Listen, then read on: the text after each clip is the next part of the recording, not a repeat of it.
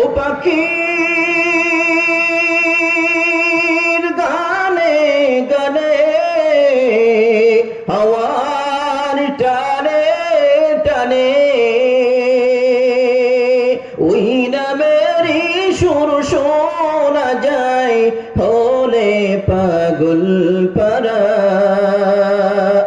ইনিল হুকমু ইল্লা লিল্লাহ লা ইলাহা ইল্লাল্লাহ জোরে লা ইলাহা ইল্লাল্লাহ লা ইলাহা ইল্লাল্লাহ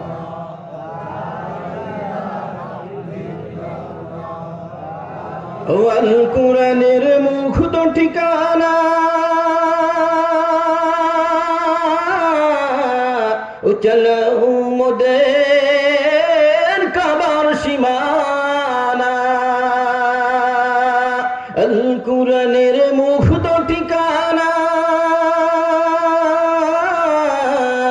চলো মোদের কাবার সীমানা ও যে পথে তোমার প্রিয়জনেরা সে পথগামী করোনা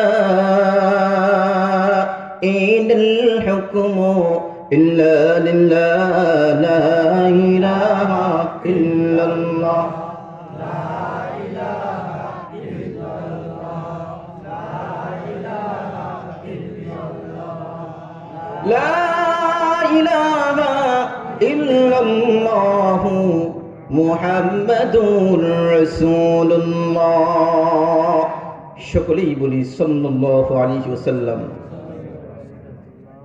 আলহামদুলিল্লাহ, যশোর জেলার অন্তর্গত সদর থানাধীন তরফ নোয়াপাড়া কেন্দ্রীয় জামে মসজিদের উদ্যোগে আয়োজিত আজকের এই মাহফিলের সম্মানিত সভাপতি সাহেব জনাব আবুল খায়ের মোহাম্মদ তহা সুফার শেখাটি মহিলা দাখিল মাদ্রাসা যশোর, বারাকাল্লাহু ফি হায়াতি, সকলেই বলি আমিন। আজকের মাহফিলে যেরকম সভাপতির আসনে আল্লাহ পাক রব্বুল আলামিন বসিয়েছেন, ইজ্জত দান করেছেন, কাল কিয়ামতের কঠিন দিনে যেন আল্লাহ পাক আরশে আজিমের ছায়ার নিচে বসার মতো সুযোগ করে দেয়, সকলেই বলি আমিন। আমার ইতিপূর্বে আলোচনা করে ধন্য করেছেন হযরতুল আল্লাহ হযরত মাওলানা মুফতি রেজাউল করিম সাহেব যশোরী, মুহতামিম তালিমউদ্দিন মাদ্রাসা খাজুরা বাগারপাড়া যশোর। আলোচনা করেছেন হযরত মাওলানা মুফতি বশির উদ্দিন সাহেব ঝুমঝুমপুর যশোর। মঞ্চে উপস্থিত রয়েছেন আমার জাতির শ্রেষ্ঠ সন্তান হযরত উলামায়ে কেরাম, আমার সামনে উপস্থিত রয়েছেন আমার পিতৃতুল্য বাবারা, বন্ধুতুল্য যুবক ভাইয়েরা, পর্দার আড়ালে অবস্থান করছেন আমার শ্রদ্ধেয় মা ও বোনেরা, সকলকেই মোবারকবাদ জানিয়ে আল্লাহ পাক রব্বুল আলামিনের দরবারে অগণিত অসংখ্য শুকর ও সুজুদ আদায় করছি যে মনিব আমাদেরকে সুস্থ অবস্থায় মাহফিলের ময়দানে আসার বসার তৌফিক দান করেছেন। এই মুহূর্তে কিছু মানুষ হসপিটালের বেডে শোয়া আছে, হয়তো এমনও হতে পারে এই মহল্লারই কিছু মানুষ হসপিটালে শোয়া আছে, তারও মন চাচ্ছে, হয়তো তার কানে এই খবর পৌঁছেছে যে আজকে মাহফিল হচ্ছে আমাদের এলাকায়, তার হয়তো মন চাচ্ছে যে আমি যদি বাড়িতে থাকতাম তো মাহফিলের ময়দানে যে ওয়াজ শুনতাম, কিন্তু আল্লাহ পাক তাকে সুস্থ রাখেনি, আমাদেরকে সুস্থ রেখেছেন। এটা আল্লাহ পাকের বড় করুণা। তো আল্লাহ পাক সুস্থ অবস্থায় মাহফিলে আসার বসার মতো তৌফিক দান করেছেন। সেই মনিবের দরবারে অবনীত চিত্তে শ্রদ্ধা জড়িত কণ্ঠে কালিমাতুশ শুকর আদায় করি, সকলেই চিৎকার মেরে বলি আলহামদুলিল্লাহ। লক্ষ কোটি দুরূদ ও সালাম জনাবে মুহাম্মদুর রাসূলুল্লাহ সাল্লাল্লাহু আলাইহি ওয়াসাল্লামের উপর। প্রিয় উপস্থিতি, মহাগ্রন্থ আল কোরআনের দুইটা আয়াতে কারিমা তেলাওয়াত করেছি। মহানবী সাল্লাল্লাহু আলাইহি ওয়াসাল্লামের অগণিত অসংখ্য হাদিসের ভান্ডার থেকে টুকরা হাদিসও পাঠ করেছি। আল্লাহ পাক রব্বুল আলামিন যদি দয়া করেন তেলাওয়াতকৃত আয়াত এবং পঠিত হাদিসকে সামনে রেখেই উম্মার প্রয়োজনীয় কিছু কথা বলার চেষ্টা করব। আল্লাহ পাক যেন আমাকে তৌফিক দান করে, সকলকে বুঝে শুনে আমল করা তৌফিক দান করে, সকলেই বলি আমিন। সবাই একটু দোয়া করবেন, আল্লাহ পাক যেন এমন কিছু কথা বের করে দেয় যেটা বক্তা শ্রোতা সকলের হিদায়াতের কারণ হয়ে যায়। পারবো না ইনশাআল্লাহ? হিদায়াতের মালিককে? হিদায়াত কোনো বক্তা দিতে পারে নাকি বড় বক্তা আসলে দিতে পারবে? কোনো আলেম দিতে পারে? কোনো পীর দিতে পারে? কোনো সাহাবী, এমনকি নবীরাও দিতে পারে না? ভাই, নবীরাও দিতে পারে না। যদি নবীরা দিতে পারতেন তো শুধুই মাত্র আবু জেহেলের কাছে, আল্লামা শিবলি নোমানী রহমতুল্লাহ আলী কিতাবের ভিতর উল্লেখ করেন, শুধুই মাত্র আবু জেহেল কাফেরদের লিডার, এই শুধুই মাত্র আবু জেহেলের কাছে কালিমাত দাওয়াত নিয়ে রাসূলুল্লাহ সাল্লাল্লাহু আলাইহি ওয়াসাল্লাম একবার নয়, দুইবার নয়, 1000 বার নয়, 2000 বার নয়, শুধুই মাত্র আবু জেহেলের কাছে কালিমাত দাওয়াত নিয়ে 3000 বার গিয়েছেন। তারপরেও কালিমা নসিবই নাই, তো কালিমা পড়ে নেই। হিদায়াত আল্লাহ পাকের হাতে, হিদায়াত কোনো মানুষ দিতে পারে না। পক্ষান্তরে আবু বকরের কাছে একবার গিয়েছেন মাত্র। আবু বকর বড় ধন্য হয়ে গিয়েছে। আবু বকর কত বড় ভাগ্যবান। আবু বকরের কাছে একবার গিয়েছেন, আবু জেহেলের কাছে 3000 বার যাওয়ার পরও কালিমা পড়ে নাই। বোঝা গেল রসুলের কাছে যদি হিদায়াত থাকতো তো রাসূলুল্লাহ সাল্লাল্লাহু আলাইহি ওয়াসাল্লাম এতবার যাওয়ার কোনো দরকার ছিল না। একবার যে দুইবার যাওয়ার পরে হিদায়াত দিয়ে চলে আসতেন। বোঝা গেল রসুলের কাছে হিদায়াত নেই, হিদায়াত দিতে পারে নাই। এই জন্য ভাই, হিদায়াত আল্লাহ পাকের কাছে, আল্লাহ পাক যাকে ইচ্ছা তাকে হিদায়াত দান করেন। তো এই জন্য দোয়া করতে হয়, আল্লাহ বক্তার মুখ থেকে এমন কিছু কথা বের করে দাও যেটা বক্তা শ্রোতার সকলের হিদায়াতের কারণ হয়ে যায়। পারবো না ইনশাআল্লাহ? আসলে আমরা অল্প মানুষ, একদমই অল্প মানুষ, ছোট্ট একটা মাফ হিসেবে গত জুমায় আমি তো মসজিদের ভিতরে থাকি,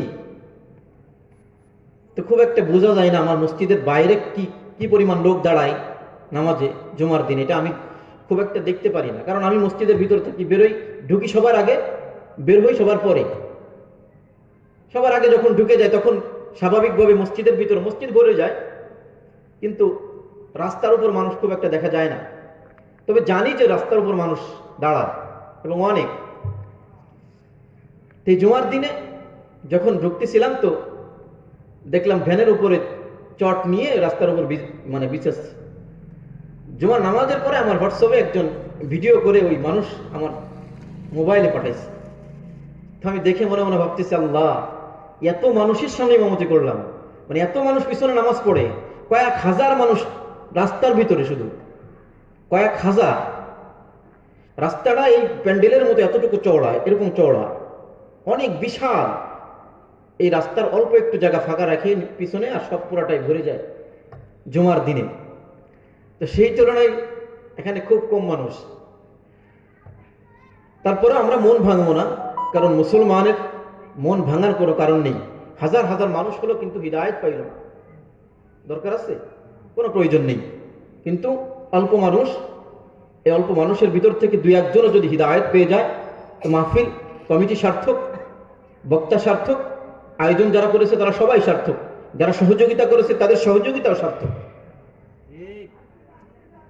এই জন্য অল্প মানুষ, মন ভাঙবো না।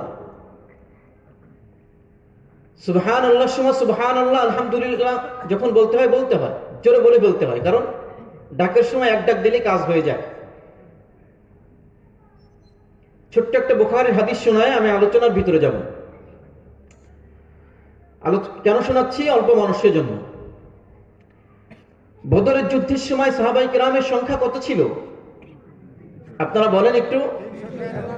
আলহামদুলিল্লাহ, অনেকে বলতে পারছেন, কিন্তু কিছু কিছু জায়গা, আমাদের যেহেতু অনেক জায়গা সফর করতে হয়, এমনও হয় অনেক সময় এক সপ্তাহের ভিতরে সারা বাংলাদেশে মোটামুটি সব জেলায় না, বাকি যশোর আসছে, ঢাকার থেকে অনেক জেলা পাড়ি দিয়ে আসছি না, এভাবে করে ঢাকা মানে পুরো বাংলাদেশ ঘোরা হয়ে যায়। তো বিষয়টা হলো, অনেক জায়গায় যাওয়ার পরে যখন প্রশ্ন করি তখন মনে হয় যে এই প্রশ্ন কি মাহফিলে করলাম নাকি কবরস্থানে করলাম? কারণ কবরস্থানে করলে তো আওয়াজ পাওয়া যায় না, মাহফিলে করলে তো আওয়াজ হবে। যে সময় মনে হয় যে প্রশ্ন মনে হয় কবরস্থানে করেছি। কেন?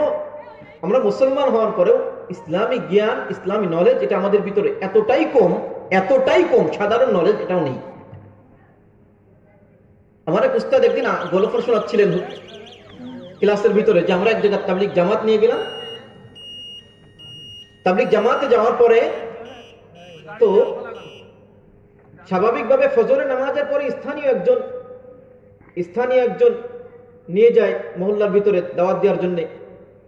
যারা মেহমান আসে তারা তো সবাইকে চেনে না হিন্দু নাকি মুসলমান। আজ তো মুসলমানের অবস্থা এমন, মুখের দিকে তাকাইলে মুসলমান মনে হয় না, কারণ চুল মুসলমানের কাটিন না, দাড়ি এত নাই, পোশাক এটা মুসলমানের মতো মনে হয় না। এই জন্য স্থানীয় একজন যায়, পরিচয় করায় দেয়, এটা ইনি মুসলমান, দাওয়াত দেন। তো হুজুর বলে একজনের সাথে পরিচয় করে দিয়েছে, দাড়িও নেই, মাথার চুল দেখেও বোঝা যাচ্ছে না যে মুসলমান নাকি হিন্দু। কেন কাটা মুসলমান আর কি, মুসলমানই নিয়েছে তাই মুসলমান। তো জিজ্ঞাসা করছে নামাজ পড়ছেন? তা বলে না, নামাজ তো পড়ি নাই। পরবর্তীতে আবার জিজ্ঞাসা করছে ভাই কালিমা কি জানেন? তো ওই ব্যক্তি উত্তর দিচ্ছে আগে তো জানতাম, এখন ভুলে গেছি। আচ্ছা বলেন তো, একজন মুসলমান সে কি কালিমাও ভুলে যেতে পারে? কালিমা এটাকে একজন মুসলমান ভুলে যেতে পারে? তো হুজুর বলে আমি আর একটু ট্রাই করলাম। এবার জিজ্ঞাসা করছে আচ্ছা আমাদের নবীর নাম কি? হুজুর বলে জিজ্ঞাসা করলাম নবীর নাম কি আমাদের বলতে পারেন? তো লোক মনে মনে চিন্তা করছে যে প্রথম প্রশ্ন করছে এটা উত্তর দিতে পারিনি, দ্বিতীয় প্রশ্ন করলো এটাও পারিনি, তৃতীয় নাম্বারটাও যদি উত্তর না দিই কেমন হয়ে যায়। তো বলতেছে আগে তো জানতাম আইয়ুব খান ছিল, বর্তমান কে আছে নবী এটা তো আমাদের কাছে এই খবর নেই। নাউজুবিল্লাহ। মানে ওনার কাছে মনে হয় যে সরকার যেরকম পরিবর্তন হয় নবীও পরিবর্তন হয় কদিন পর পর। রাসূলুল্লাহ যে আখিরি নবী, কিয়ামত পর্যন্ত আনেওয়ালা সবারই নবী। তো উত্তর দিচ্ছে আগে তো জানতাম আইয়ুব খান ছিল, এখন কে আছে জানি না। এই জন্য আপনারা কয়েকজন হলেও উত্তর দিয়েছেন, তো খুশি হয়েছে। বদরের যুদ্ধের সময় সাহাবায়ে কেরামের সংখ্যা ছিল মাত্র 313 জন।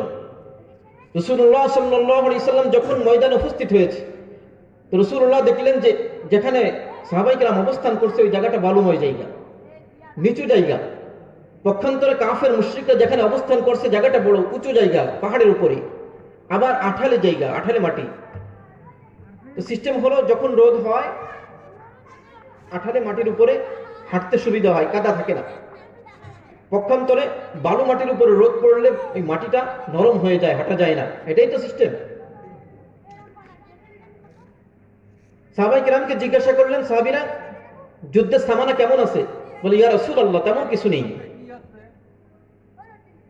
এবার এখান থেকে একটু সরাই দেন না লোকজন, এটা কথা বললে আমার একটু সমস্যা হচ্ছে। তো একটু বুঝায় শোনাই, বাচ্চারা তো মারধরের দরকার নেই। তো রাসূলুল্লাহ বললেন একটা কাজ করো, এই ময়দানের ভিতরে আমাকে একটা লতা পাতা দিয়ে, খেজুরের পাতা দিয়ে একটা ঘর বানাই দাও, ছোট্ট একটা। তো সাহাবায়ে কেরাম একটা ঘর বানাই দিলেন, যে ঘরকে বুখারীর হাদিসের ভিতর বলা হয়েছে আরিশ। এখানে যারা হাজী সাহেব আছেন তারা অবশ্যই জানেন বদর প্রান্তরে, বদরের মাঠে একটা মসজিদ আছে এখনো, যে মসজিদকে বলা হয় মসজিদে আরিশ, এখনো আছে, মসজিদে আরিশ বলা হয়। তো রাসূলুল্লাহ মসজিদে আরিশের ভিতরে বসে, তখন তো মসজিদ ছিল না, ওই ঘরের ভিতরে বসে রাসূলুল্লাহ দোয়া করা শুরু করেছেন। দোয়ার সিস্টেমটা কেমন ছিল? রাসূল আস্তে আস্তে করে হাত উপরের দিকে উঠাচ্ছে। সাহাবায়ে কেরাম বলেন রাসূলের একটা সময় বগল দেখা যাচ্ছে। এখানেই শেষ না, একটা পর্যায়ে রাসূলুল্লাহ সাল্লাল্লাহু আলাইহি ওয়াসাল্লাম কান্না করতে করতে দাঁড়িয়ে গিয়েছেন, দোয়া করতে করতে দাঁড়িয়ে গিয়েছেন। একটা পর্যায়ে পায়ের বড়ি নগার উপর ভর দিয়ে যেন মনে হচ্ছে আরশে আজিম ধরে ধরে রাসূল দোয়া করা শুরু করছেন। কি দোয়া করছেন? হাদিসের ভিতরে এসেছে আল্লাহুম্মা ইন শি'তা আল্লান তু'বা, আয় আল্লাহ তুমি যদি চাও ইসলাম শেষ হয়ে যাক, তুমি যদি চাও কোরআন শেষ হয়ে যাক, তুমি যদি চাও দিন মিটে যাক, শেষ হয়ে যাক, আয় আল্লাহ মাত্র 313 জন নিয়ে আসছি, এদেরকে তুমি মেরে ফেলাও, শেষ করে ফেলাও। আর যদি তুমি চাও দিনের বিজয় হয়ে যাক, ইসলামের বিজয় হয়ে যাক, দিন প্রতিষ্ঠিত হয়ে যাক, তুমি যদি চাও কোরআন প্রতিষ্ঠিত হয়ে যাক, তোমার রাজ প্রতিষ্ঠিত হয়ে যাক, আয় আল্লাহ তুমি যদি চাও কোরআনের রাজ কায়েম হয়ে যাক, তাহলে মাত্র 313 জন নিয়ে আসছি, এদেরকে বিজয় দিয়ে ইসলামের বিজয় দিয়ে দাও। রাসূল কান্না শুরু করছেন। কি পরিমাণ কান্না শুরু করছেন! কান্নার চোটে হযরতে আবু বকর দৌড়ে এসে বল রাসূলের মাথাটাকে টান দিয়ে বুকের সাথে নিয়ে বলে, ইয়া রাসূলুল্লাহ ফিদাকা আবি ওয়া উম্মি, আমার মাতা পিতা আপনার জন্য কুরবান হোক। ইয়া রাসূলুল্লাহ, অনেক কান্না হয়েছে, অনেক কান্না করেছেন, আর কান্না করবেন না। ইয়া রাসূলুল্লাহ, অনেক হয়েছে, আর কান্না করবেন না। দেখেন না, আবু বকর কান্না করে, ওমর কান্না করে, ওসমান কান্না করে, সাহাবায়ে কেরাম পাগলের মতো হয়ে যাচ্ছে। ইয়া রাসূলুল্লাহ, আর কান্না করবেন না, আর কান্না করবেন না। ইয়া রাসূলুল্লাহ, সাহাবায়ে কেরাম বেহুশ হয়ে যাচ্ছে কান্না করতে করতে, আর কান্না করবেন না। জিবরিল আলাইহিস সালাম চলে এসেছে, এবার এসে পয়গম্বরকে ডেকে বলে, পয়গম্বর বাসেট হয়ে গিয়েছে, আর কান্না করবেন না। নবীজি আমার বলেন, কি বাসেট হলো? জিবরিল আলাইহিস সালাম শোনায় দেয়, ইয়া রাসূলুল্লাহ, তারা তো 1000 এসেছে, আপনারা 313 জন, কাফের মুশরিক এসেছে 1000, আল্লাহ পাক রব্বুল আলামিন 1000 ফেরেশতা দিয়ে বদর প্রান্তরে আপনাকে সহযোগিতা করবে। আর একটু জোরে সুবহানাল্লাহ। নবী আমার হাত নামায় না, ডেকে বলে, আল্লাহ গো, তোমার কাছে তো অনেক আছে, আর একটু বাড়াই দেওয়া যায় না, আর একটু বাড়াই দেওয়া যায় না? তো আল্লাহ পাক আবারও জিবরিল আলাইহিস সালামকে পাঠিয়ে দিয়েছে। জিবরিল আলাইহিস সালাম আবার এসে বলে, ইয়া রাসূলুল্লাহ, 3 গুণ হয়েছে, 3 গুণ হয়েছে, 3000 ফেরেশতা দিয়ে সহযোগিতা করা হবে। নবী আমার এখনো কান্না শেষ করে নাই, আরো চিৎকার করে কান্না শুরু করছে, আর ডেকে বলে, আল্লাহ গো, 3000 দিবা ঠিক আছে, কিন্তু তুমি যদি আর একটু বাড়াও তো তোমার রাসূল খুশি হয়ে যাবে, তোমার বন্ধু বড় খুশি হয়ে যাবে, আর একটু বাড়ানো যায় না? তো জিবরিল আলাইহিস সালামকে আবারও পাঠিয়ে দিলেন। জিবরিল আলাইহিস সালাম এসে পয়গম্বরের মাথাটাকে টান দিয়ে কানে কানে শোনায় দেয়, বিখামসাতি আলাফিম মিনাল মালাইকাতি মুসাওবিমিন। জিবরিল আলাইহিস সালাম চলে এসেছেন। জিবরিল আলাইহিস সালাম এসে ডেকে বলে, পয়গম্বর 1000 নয়, 2000 নয়, 3000 নয়, 4000 নয়, আল্লাহ পাক রব্বুল আলামিন আপনাকে 5000 ফেরেশতা দিয়ে বদর প্রান্তরে সহযোগিতা করবে। মুসলমান ভাইরা আমার, রাসূলুল্লাহ সাল্লাল্লাহু আলাইহি ওয়াসাল্লাম এবার যুদ্ধের প্রস্তুতির জন্য ভাষণ দিচ্ছেন। হাদিসের ভিতরে এসেছে রাসূলের রাগ পর্যন্ত বেশি গিয়েছে, রাগে রাসূল টকবাক করছে, রাসূলের চোখ যেন বের হয়ে যাচ্ছে রাগের কারণে। সাহাবায়ে কেরামকে বলে, সাহাবীরা রে, কয়টা তরবারি আছে? বলে, তেমন কিছু নাই। নবী আমার বলে, তাহলে ওই খেজুর গাছের ডাগগুলো নিয়ে আসো। ডাগুই তো বলে, খেজুর গাছের ডাগগুলো নিয়ে আসো, তরবারি লাগবে না, খেজুর গাছের ডাগো দিয়ে যুদ্ধ করবা। সাহাবায়ে কেরাম বলেন, খেজুর গাছের ডাগো দিয়ে যখন কাফের মুশরিকে আঘাত করি, সাথে সাথে দেখলাম একটা আঘাত করার সাথে সাথে ধর থেকে কন্যাটা উড়ে যে 40-50 হাত দূরে গিয়ে পড়ে। যুদ্ধ শুরু হয়ে গেল। এবার কাফের মুশরিকদের চোখে সাহাবায়ে কেরামকে ডবল করে দেয়া গেল। এখানে একজন আবু বকরকে দেখা যায়, একই আবু বকরকে ওখানে আরেকজন দেখা যায়, এখানে একজন ওমরকে দেখা যায়, ওখানে আরেকজন ওমরকে দেখা যায়, এখানে একজন উসমানকে দেখা যায়, ওখানে আরেকজন উসমানকে দেখা যায়। সাহাবায়ে কেরাম ডবল হয়ে গেল। একটা পর্যায়ে যুদ্ধ শেষ হয়ে গেল। আরে মুসলমানদের বিজয় হলো, ইসলামের বিজয় হয়েছে। আল্লাহ পাক রব্বুল আলামিন পয়গম্বরকে ডেকে বলে, পয়গম্বর কেমন হলো? নবী আমার ডেকে বলে, আল্লাহ গো, ইসলামের বিজয় হয়েছে, তোমার বন্ধু বড় খুশি হয়ে গিয়েছে। আল্লাহ পাক রব্বুল আলামিন জানাই দেয়, পয়গম্বর, যেখানে ইসলাম থাকবে কি থাকবে না প্রশ্ন এসেছে, সেখানে শুধুই মাত্র আমি ফেরেশতা দিয়ে কিন্তু হই নাই, আমি আল্লাহ পাক রব্বুল আলামিন নিজেই কুদরতি ভাবে মাঠের ভিতর উপস্থিত হয়ে গিয়েছি।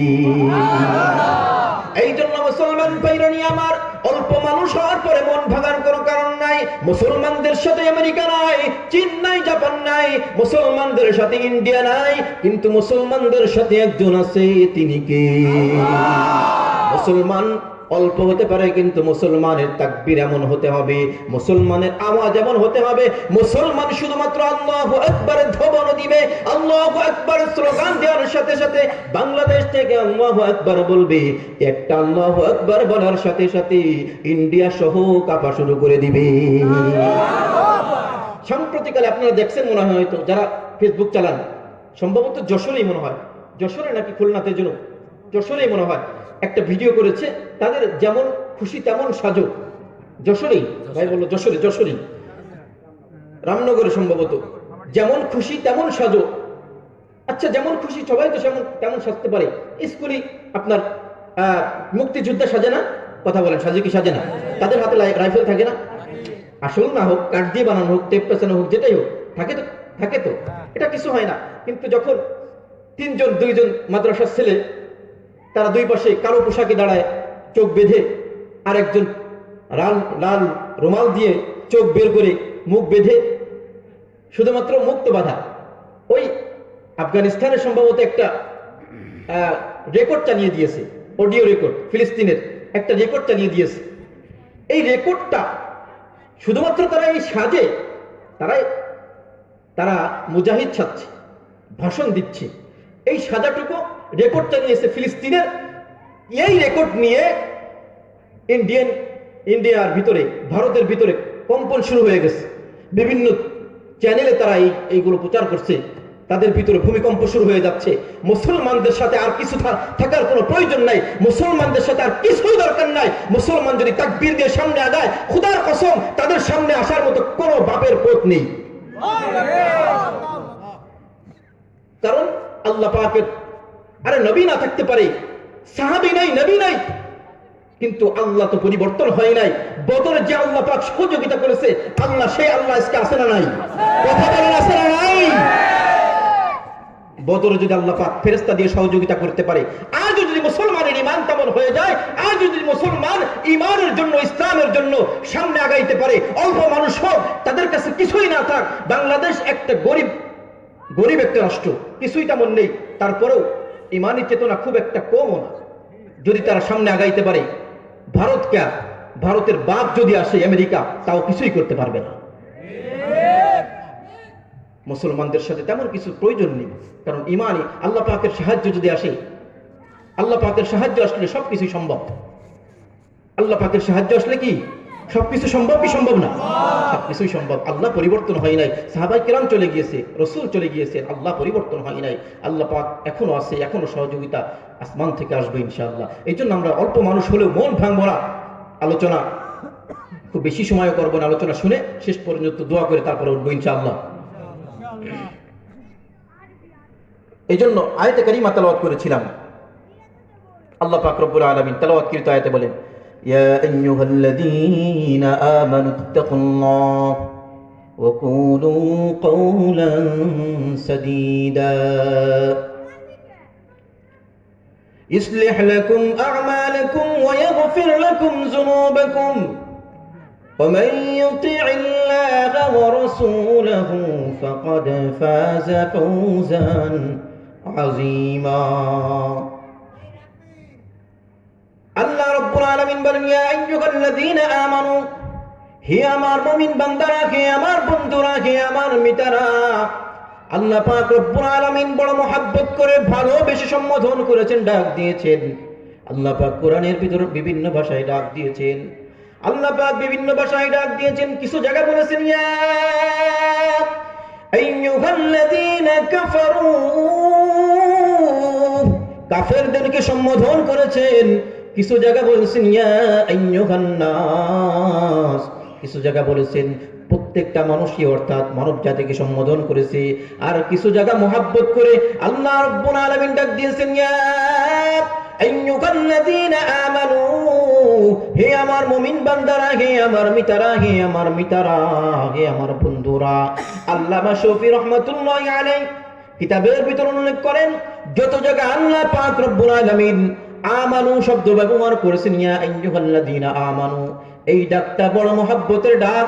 কারণ এই ডাকের পরে আল্লাহ পাক রব্বুল আলামিন মহব্বতের কথা বলছেন, মহব্বতের কথা বলবেন। সন্তানকে বাবা ডাক দেয়, নাম ধরে ডাক দেয়, এই ডাকটা বড় মজা লাগে না সন্তানের কাছে, কিন্তু সন্তানের সাথে বাবার যে সম্পর্ক, বাবার সে ছেলের সম্পর্ক, বাবা যদি সন্তানকে বাবা বলে ডাক দেয়, বাবা বলে ডাক দেয়, এই বাবা ডাক দেওয়ার সাথে সাথে সন্তান মনে করে এটা বড় মহাব্বতের ডাক, বাবার মন বুঝি এখন বড় ভালো। আল্লাহ পাক রব্বুল আলামিন বলছেন, ইয়া আইয়ুহাল্লাযীনা আমানু, হে আমার মুমিন বান্দারা, ইত্তাকুল্লাহ, আমি আল্লাহ রব্বুল আলামিনকে ভয় করো, আমি আল্লাহকে ভয় করো। কুলু কওলান সাদীদা, 2 নাম্বার জবানের হেফাজত করো বান্দা, জবানের হেফাজত করো। বান্দারে আমি আল্লাহ পাক রব্বুল আলামিনকে ভয় করো, জবানের হেফাজত করো। ইত্তাকুল্লাহ, আমি আল্লাহকে ভয় করো। কুলু কওলান সাদীদা, জবানের হেফাজত করো বান্দা। যদি বান্দা 2টা কাজ করতে পারো, বান্দারে আমার পক্ষ থেকেও তোমাদের জন্য 2টা কাজ করা হবে। বান্দা করবে 2টা কাজ, ভয় করবে আল্লাহ কি, আর জবানের হেফাজত করবে। 2টা কাজ যদি বান্দা করতে পারে, আল্লাহ পাক রব্বুল আলামিন বলেন, ইসলিহ লাকুম আ'মালাকুম, বান্দারে তোমার ত্রুটিযুক্ত আমলগুলো আমি আল্লাহ পাক নিজ দয়ায় ত্রুটি মুক্ত করে দিব। মুসলমান ভাইরা আমার, হে মুরব্বী বাবারা, অনেক সময় নামাজ পড়ে তো নামাজের মতো হয় না। নামাজের ভিতরে সুন্দর রুকু হয় না, সিজদা হয় না, নামাজের ভিতরে সূরা ফাতিহা পড়ে তো হয় না, সুন্দরভাবে হয় না, আত্তাহিয়াতু হয় না, দুরূদ শরীফ হয় না। পর্দার আড়ালে অনেক মা তো এমন আছে যারা দুরূদ শরীফ পারে না, দুআয়ে মাসুরা পারে না, আত্তাহিয়াতু পারে না, বলে সূরা কালাম যা কিছু পড়ে কিছুই তো হয় না। নামাজ পড়ে ঠিক আছে, কিন্তু কিছু হয় না, সুন্দর মতো হয় না। আল্লাহ পাক রব্বুল আলামিন বলেন, বান্দারে 2টা কাজ করবা, ইত্তাকুল্লাহ, আমি আল্লাহকে ভয় করবা, আকুলু কওলান সাদীদা, বান্দারে জবানের হেফাজত করবা। 2টা কাজ বান্দা করবা। যদি বান্দা 2টা কাজ করতে পারো, ইসলিহ লাকুম আ'মালাকুম, ও বান্দা তোমার ত্রুটিযুক্ত আমল সুন্দর হয় না, আমল সুন্দর হয় না, ত্রুটিযুক্ত থাকে, কিন্তু বান্দারে আমি আল্লাহ পাক রব্বুল আলামিন নিজ দয়ায় ত্রুটি মুক্ত করে দিব। তোমার ত্রুটিযুক্ত আমলগুলো আমি আল্লাহ পাক রব্বুল আলামিন ত্রুটি মুক্ত করে দিব বান্দা। 1 নাম্বার। 2 নাম্বার, ওয়ায়াগফির লাকুম যুনুবাকুম, বান্দারে তোমার জীবনের পাপ সমূহ আমি আল্লাহ নিজ দয়ায় মাফ করে দিব। বলেন তো বাবা, 2টা কাজ যদি আমার জন্য হয়ে যায়, আমি যে আমল করি ত্রুটিযুক্ত থাকবে, কিন্তু আল্লাহ পাক বলেন, বান্দারে মাত্র 2টা কাজ করবা, তাহলে তোমার ত্রুটিযুক্ত আমল এটা গ্রহণযোগ্য না, গ্রহণ করার মতো না, কিন্তু আমি আল্লাহ পাক দয়ার কারণে, আমি আল্লাহ পাককে যে ভয় করো, এই জন্য তোমার ত্রুটিযুক্ত আমলগুলো ত্রুটি মুক্ত করব, আর 2 নাম্বার তোমাকে মাফ করে দিব। বলেন তো এই 2টা কাজ যদি আমার জন্য আল্লাহ পাকের পক্ষ থেকে হয়ে যায়, তাহলে কোনো টেনশন আছে নাকি? নাই, টেনশন নাই। এবার আসুন আবার শুরুতে চলে যায়। ইত্তাকুল্লাহ, আমি আল্লাহ পাক রব্বুল আলামিনকে ভয় করো। আল্লাহকে ভয় করলে কি লাভ হবে? অনেক উপকারিতা আছে। মাত্র 3টা উপকার আমি বলে শেষ করে দেব আলোচনা। 1 নাম্বার উপকারিতা হলো, সহিহ ইবনে হিব্বানের 640 নম্বর হাদিসের ভিতরে এসেছে। মুসলমান ভাইরা আমার, গভীর মনোযোগ দিয়ে শুনতে হবে আলোচনা, কারণ কিচ্ছা কাহিনী বলে সময় নষ্ট করা যাবে না। অনেক দূর থেকে আসছে, আপনারা অনেক কষ্ট করে বসে আছেন। যদি আল্লাহকে ভয় করে, 1 নাম্বার, যদি আল্লাহ পাক রব্বুল আলামিনকে ভয় করে, এত সময় তো শোনাইলাম কোরআন থেকে, এখন আসুন হাদিস থেকে শোনাই। সহিহ ইবনে হিব্বানের হাদিস, সহিহ ইবনে হিব্বানের 640 নম্বর হাদিসের ভিতরে এসেছে, ইদা খাফানি ফিদ দুনিয়া, আল্লাহ পাক জানায় দেয়, ইদা খাফানি ফিদ দুনিয়া, যদি বান্দা দুনিয়াতে আমি আল্লাহ পাক রব্বুল আলামিনকে ভয় করতে পারে, আমানতুহু ইয়াউমাল কিয়ামা, বলে কিয়ামতের ময়দানে আল্লাহ পাক রব্বুল আলামিন তাকে পেরেশানি মুক্ত করে দিবে। আল্লাহ পাক রব্বুল আলামিন পেরেশানি মুক্ত করে দেবে, নিরাপত্তা দান করবে। মুসলমান ভাইরা আমার, কিয়ামতের ময়দান বড় ভয়াবহ অবস্থা হয়ে যাবে। যেদিন যদি আল্লাহ পাক নিরাপত্তা দেয় তাহলে সে নিরাপদ, যদি আল্লাহ পাক নিরাপত্তা না দেয়, পৃথিবীর কোনো মানুষ নাই নিরাপত্তা দান করবে। আল্লাহ পাক রব্বুল আলামিনের সামনে মানুষ যখন একত্রিত হয়ে যাবে, জমা হয়ে যাবে, আল্লাহ পাক রব্বুল আলামিন বিকট আওয়াজ দিয়ে বলবে, লিমানিল মুলকুল ইয়াউম, আজকের রাজত্ব কার? আল্লাহ পাক জবাব কঠিন আওয়াজে বলবে লিমানিল মুলকুল ইয়াউম, আজকে রাজত্ব কার? দুনিয়ার বাচ্চারা কোথায় আজকে, যাদের একা একজনের অর্ডারের কারণে অন্য মানুষের গর্দান উড়ে চলে যেত? অর্ডারের কারণে, শুধুমাত্র অর্ডার করেছে, ইশারা করেছে তো আরেকজনের গর্দান উড়ে চলে যায়, মাথা উড়ে চলে যায়। এই মানুষগুলো আজকে কোথায়? আজকের দুনিয়ার বাচ্চারা কোথায়? যাদের স্বৈরাচাররা কোথায়? যারা মানুষের উপর জুলুম করেছে, নির্যাতন করেছে, আয়না ঘরে ঢুকিয়েছে, এই মানুষগুলো আজকে কোথায়? আল্লাহ পাক বলবেন লিমানিল মুলকুল ইয়াউম, আজকে রাজত্ব কার? আল্লাহ পাক আবার বিকট আওয়াজে জবাব দিবে লিল্লাহিল ওয়াহিদিল কাহ্হার, আজকে রাজত্ব আমার। আল্লাহ পাক জবাব দিবে আজকে রাজত্ব আমার। তো মানুষগুলো থরথর করে কাঁপতে থাকবে। নবী আমার বলেন আমি দেখতে পারছি, আয়েশা সিদ্দিকাকে ডেকে বলে আয়েশা আমি দেখতে পারছি হযরতে বলে মূসা আলাইহিস সালাম আল্লাহ পাকের আরশে আজিমের খুঁটি জড়ায় ধরে বলছে